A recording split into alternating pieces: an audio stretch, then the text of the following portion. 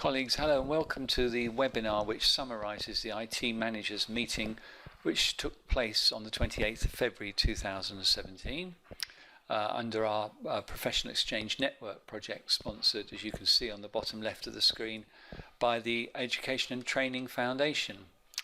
We are FE Sussex, the consortium of Sussex post-16 colleges, with 3 members in Surrey who I generally forget to acknowledge, which is really bad on my part.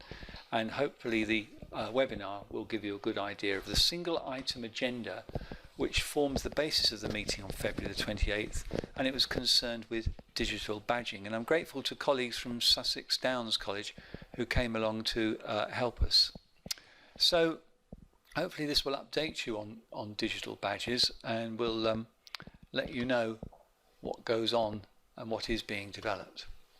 Now, digital badging is a system which provides a method of ensuring students' achievements are acknowledged and recorded digitally in large or small steps. So you could break down a particular unit, let's say electrical electronic principles, into individual learning outcomes and badge them as they achieve these, or you could badge them for a whole unit, or you can badge them for a whole qualification.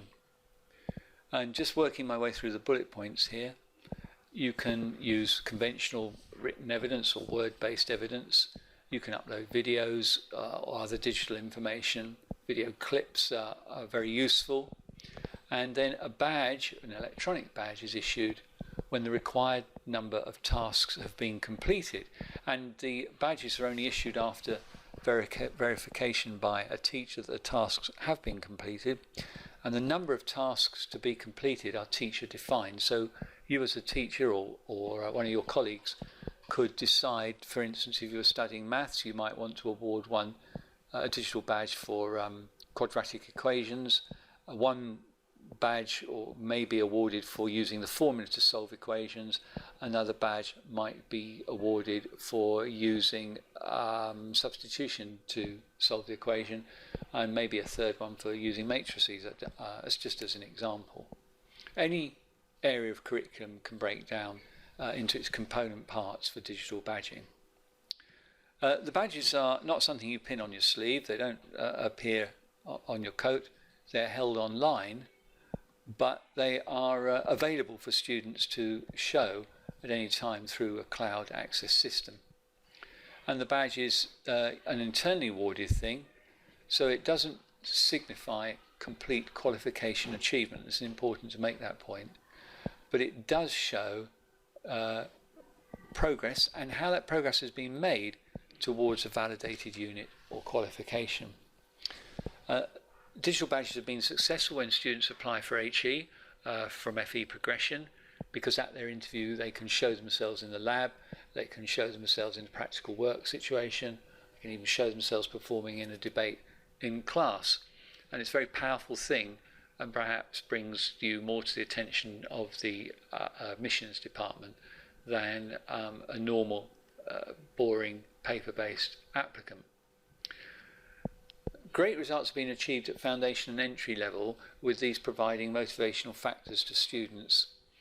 And they're also used, particularly in HE, as CPD acknowledgement, so they're given out in CPD sessions for attendance to delegates. So they're spanning the curriculum level 1 through to teachers. So they act as a record of achievement for students. In Sussex Downs College, there's a digital badge for each vocational area, and those badges are broken down into many badges. We saw very good demonstrations of various curriculum areas and the criteria students had to fulfill to get their badges awarded. And of course they act as an employability passport, because they show a potential employer what the student is truly like. So to get digital badges established, firstly employers need to know about them. So employment fairs or other events provide a really good way of doing that. In terms of IT support requirements, they're minimal. It's cloud-driven, cloud-based, cloud-driven. Within Sussex Downs, they have a team of 3 people, each putting in 20% of their time, so 1 day a week essentially, to implement this system, which and their time will drop out, and it will just be within the faculty system thereafter when the grant funding for this has finished. So if you want to know a bit more about it, I've popped 2 web addresses on the screen for you: the Open Badge Academy and the demonstration of a fictitious student's digital badge, which is there at the bottom bullet point on the screen. And if I open that one up, that's actually quite interesting. So this is Welcome to Sussex Downs. This is telling you about the digital badges that are available: childcare, facial, so hair and beauty here, engineering, welding, machining. Looking for one for electronics, can't see one, etc.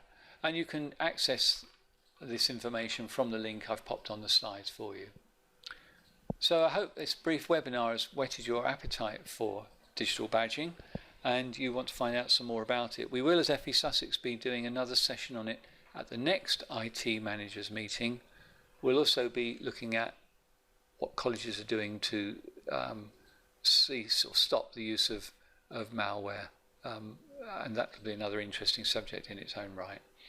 So thank you very much for listening, watching, and as always, if there are any questions, you can find us at www.fesussex.org.uk.